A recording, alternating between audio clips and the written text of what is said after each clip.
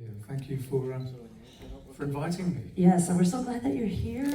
I can't wait to start talking to you about all this stuff. But first, I want to find out, how has your weekend been so far? Are you enjoying your time here? Yeah, I really am. I mean, this is my first time at Spooky Empire, so I'm having a lot of fun, meeting some really cool people, and it's madness really, and madness in a fun, In the best way, and exuberant way. Yeah. So yeah, really enjoying it. This is your first HorrorCon or second? This is my second HorrorCon. Yeah. Yeah. Are you enjoying doing HorrorCons? I am really enjoying it actually. Yeah, there's a sort of a theatricality to it, shall we say, that I find really enjoyable. So it's brilliant. I'm so glad you said theatricality. Because we're going to talk about your theater background. You are a graduate of the London Academy of Music and Dramatic Arts.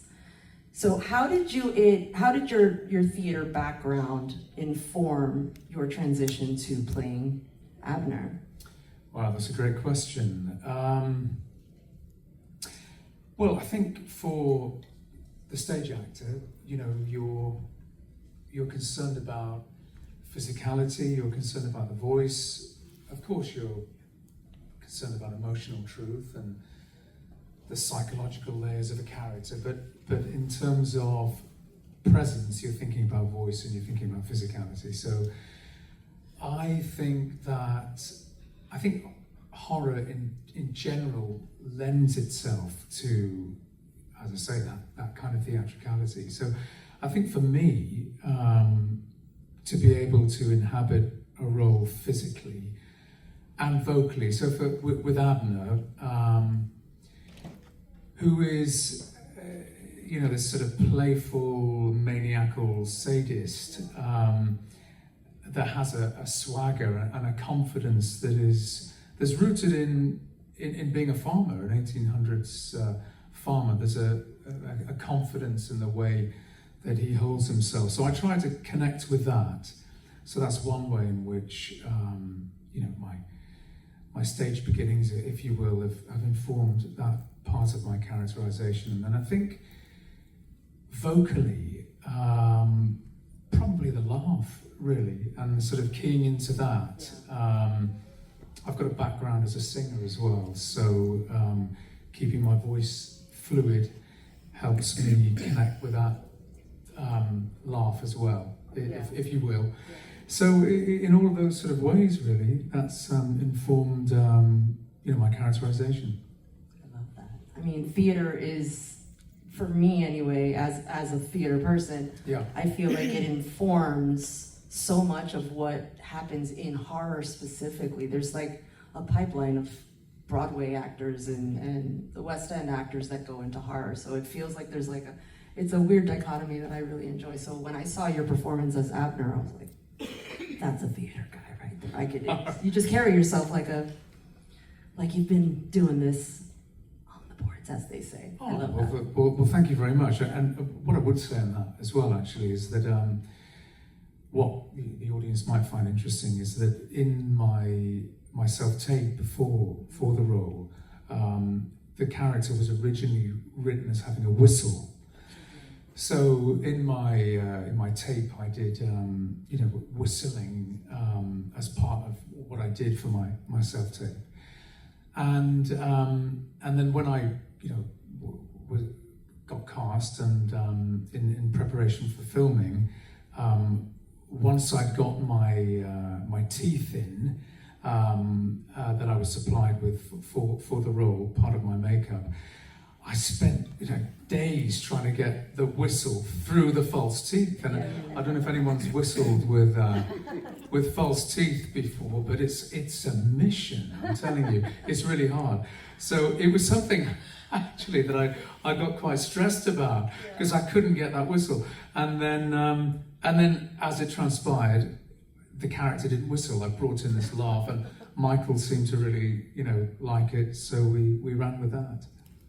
So speaking of Michael, how much of Abner's backstory did he share with you before you started filming, and how much of it was input that you were able to give? That's a good question. Well, Michael simply shared the script with me. So Abner's story was scripted, his backstory. Oh, okay. So so there was nothing that I could, add to that script-wise, because that's above my pay grade, right? That's the writer's responsibility. But in terms of the sort of subtextual backstory, if you will, i.e., what drove Abner to do what he did, which was obviously brutally slaughter his wife and his mother-in-law. So I could add to that and that emotional journey, if you like, and try to understand Abner's place in the 1800s, West Piston, and understand perhaps his religious background, maybe his fundamentalism, and add all those layers to that really. So before I get to my next question, I want to piggyback off what you said. If you have a question, start thinking of it now, come up to the mic, don't be shy. But I do want to talk about your background. You have a degree in Divinity, which we know is theology. It's an interesting dichotomy going from that, playing this religious extremist fundamentalist who is also influenced by a demonic spirit. So how did that dichotomy work with your research for the role? You're approaching it with that religious background. Wow. Well, it was many years ago that I studied Divinity at degree level, and for members of the audience that might not know what Divinity is, it's basically theology with a focus on the Judaic Christian tradition and focus on the biblical languages of Hebrew and Greek. So I think perhaps mainly that study, that, as I say, happened 30 years ago, however long it was, it seems ages ago now. I think it gave me the tools to understand religious diversity and understand the historicity of religion at that time. So, I mean, obviously we know that Pennsylvania was a Quaker state, and there was a great liberalism there in terms of what was accepted. So you would have, different forms of Protestant Christianity at that time. I'm not a historian, but these are my sort of humble thoughts. But you'd have Methodism and Roman Catholicism and the like. So I think maybe my understanding of that helped me get into that historical kernel, if you will, of Abner's background. Do you think it helped you more than it would have helped you had you not had that background? I think I tend to research roles pretty. I'm quite serious about it. So I think I was like that 30 years ago. So maybe if I hadn't have studied Divinity, I would still have done that. But to have the tools of that knowledge accessible, I think was useful. Yeah, definitely. Anybody have any questions for Leigh? No, not yet? That's okay. Yeah, come on up. Don't Ask be shy. away. I'm not going to bite your head off. I thought of more I'm not questions. going to laugh either. Oh, I just have. Sorry. If not horror, what other kind of genres do you like, or would like to act more in? Wow, okay. Well, I love comedy, which is, juxtaposed against horror in many ways. So, yeah, I'd love to explore that. And the genre sci-fi, I really love. And particularly, horror sci-fi, actually, as well.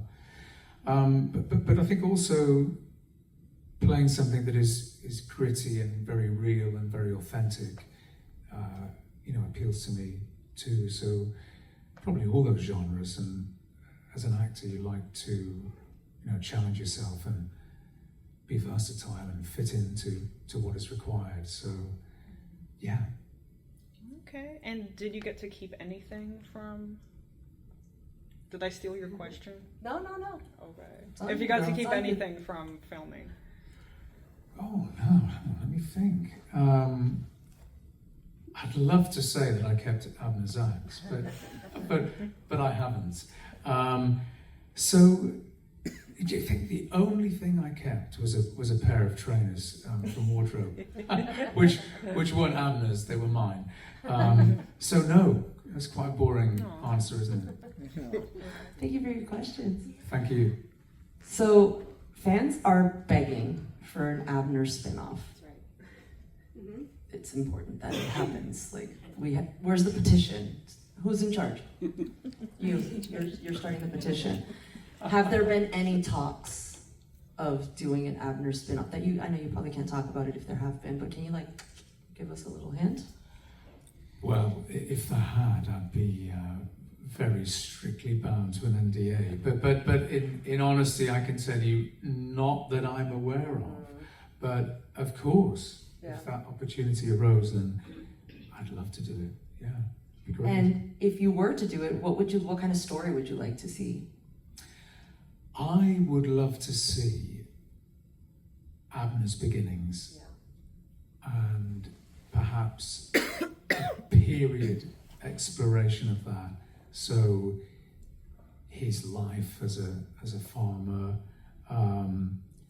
his relationship with Nellie, how that progressed, and what was the seed of his change, really, how that change happened, and what drove him specifically to kill both his wife and his mother-in-law. And of course, we realise that was an act of adultery, and I'm speaking in biblical terms because that's how the character would have viewed it. But to explore all of that in a period setting, I think would be really fascinating. And then, so looking at Abner in his pre-spirit state, but then seeing him post-spirit and how he haunts and how that transition began. into it. Yeah, I think that would be really cool.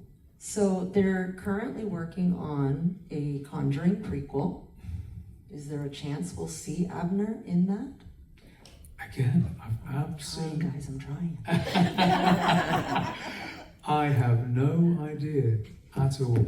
It would be great if he did, wouldn't it? Yes, we've spoken outside of the panel, and as I mentioned, Abner, I think we can all agree, is probably one of the most terrifying characters in the Conjuring universe. For me, I was like, where's Abner been since the first movie? So we need to see more of Abner, please. Oh, well, Tell your agent. You're very kind. You're very kind. But for me, actually, the scariest is Valak. I'm scared by Bonnie Aarons. I've never met her. Oh, yes. I'd love to meet her, but yeah, I'm she's scared. Very by scary. Yeah. But thank you for your compliment. Your performance is spectacular. Having done theater, film, and television, do you have a medium that you prefer? And if you do, why? I love the visceral connection that you get with the audience in stage work, and hearing the feedback instantly for whatever is being portrayed on stage. So I really love that. I love the discipline of theatre in terms of doing 8 shows a week and being ready and working with an ensemble. It's a very united effort, stage work. So I love all of that. But I think with movies, the actor is laid bare, aren't they?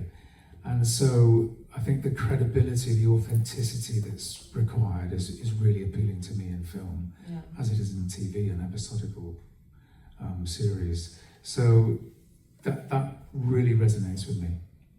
And what did you learn on your work on The Conjuring? What did you learn about the pacing of horror? Yeah, good question. I think mainly, when you talk about pacing, what strikes a chord with me when I think about the filming was working with Eli Bourne, the cinematographer, the DOP, and working with the cameraman in terms of going with their rhythm of movement in a scene. So, for example, when Abner chases Heather Smell in the Smell living room with the axe, that second pursuit of Heather Smell, Eli was quite low in his position, so I needed to time my rhythm of movement according to his pace of being able to go back. Right. So I think that was a good learning curve for me. But also in the blood basement scene, when Abner is pursuing Lorraine, again, you've got a cameraman working in about 2 feet of blood, fake blood, which I'm walking through as well. So there's you've got to be really aware of your movement and your timing and pacing and getting into the rhythm with the cameraman as well. Because otherwise, someone's going to trip, he might trip, I might trip. So I think mainly, in answer to your question, it was the practical, physical aspects of moving with the cameraman. You're a horror fan, yes? I am a horror fan. Were you a horror fan before The Conjuring? Well, I've grown up with sort of 80s horror. Yeah. So films like The Shining, films like Pet Sematary, films like Misery, Poltergeist. I've sort of grown up with that and really appreciated that. But I've got to be honest with you, horror, there's also something I find quite scary about horror as well. And I get quite frightened by it, yeah. So if I'm watching something, I tend not to do it late at night because it'll play on my mind, you know. So yeah, I sort of have to do it during the day. I do the same thing. You know. It's the lights off. No. Yeah, exactly. On. Yep. Exactly. Yeah. Man after my own heart. Yes, 100%. How do you feel that horror has evolved as a horror fan of, the classics, the heavy hitters? How do you feel it's evolved from those types of horror films to what we see a lot of today? And do you have a preference for a subgenre of horror? Yeah. Do I have a preference? Well, I think obviously horror has changed a lot in its physical portrayal, and there's a lot of emphasis on impact and blood and what have you, and the threat of weapons and so forth. Perhaps now maybe more than ever. But in terms of a preference for a subgenre of horror, I love sci-fi horror. So I'm a big fan of the Alien franchise. I love that. And of course the original Alien movies. So I think that would be probably my preference for subgenre. Yeah. What's been the most rewarding part of being part of the horror genre now? Well, I feel very grateful and very blessed to have been, given the opportunity. There are, hundreds of actors, thousands of actors who'd like to, play the role that I did in the film, and I'm very grateful for that.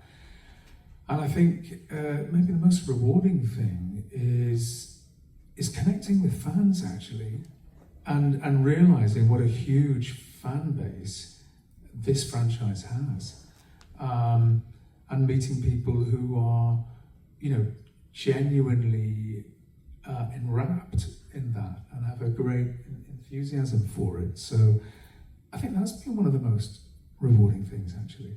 Yeah, we've been saying it all weekend, right? There's no fans like the horror fans. We are a thing among ourselves. Yeah, and what's interesting is that it's really eclectic. Mm-hmm. So young, middle-aged, old, children, kids. I mean, it's just such a vast clientele, if you will.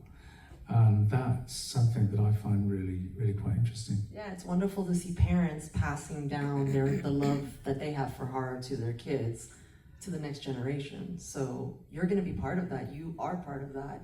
The Conjuring franchise is the most successful horror franchise of all time.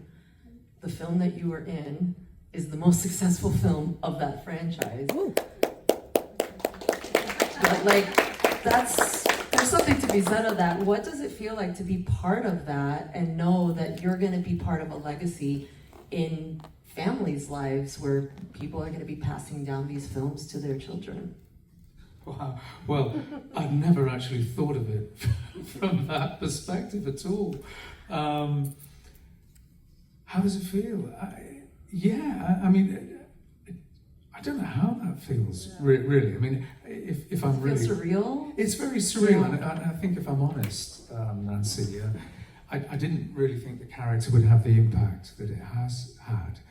So, you know, and I'm very humble about that, and so I don't really know how I feel about that. But I think what I can say is that in taking on the role, I felt a huge responsibility to honour the franchise, but also try to create something that was equally impactful, that would resonate with people. So, yeah. Well, you definitely did that. Thank you. Anybody else have questions? Yeah. It's not in the horror era, but what was your favorite thing to sing? My favorite thing to sing. That's a great question. Well, I mean, I love, you know, musical theatre and those traditional musicals. Yeah, I mean, and I love, actually, there's lots of jazz. I love Sinatra. So all of those, you know, all of those things. Are you tenor, baritone, bass? I'm a baritone. Yeah, sort of a mid to high baritone. High baritone on a good day vocally. That's what I thought. When I can scream out an A, and it is probably screaming it out. Have you ever had a moment in your career that was like you felt like it was kismet, that it was meant to be? And if so, can you share what has happened? That's a really, really big question.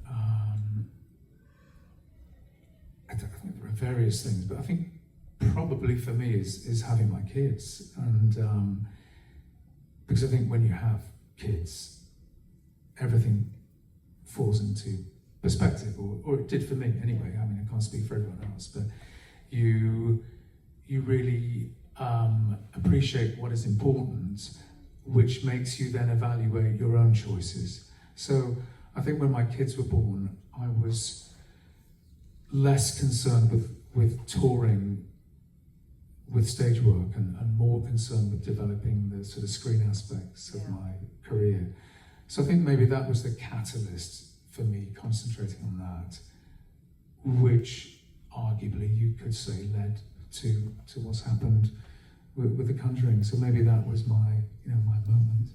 Yeah, I'm so much looking forward to what's coming next for you, but please tell us what you can tell us about what is coming next for you. Oh, well, that's always a difficult question for an actor. Look, well, it's an unforeseen horizon for me at the moment. He says, taking a glug of water. Or is it gin? No, it is water, I assure you. So yeah, I'm not sure what's coming next, but the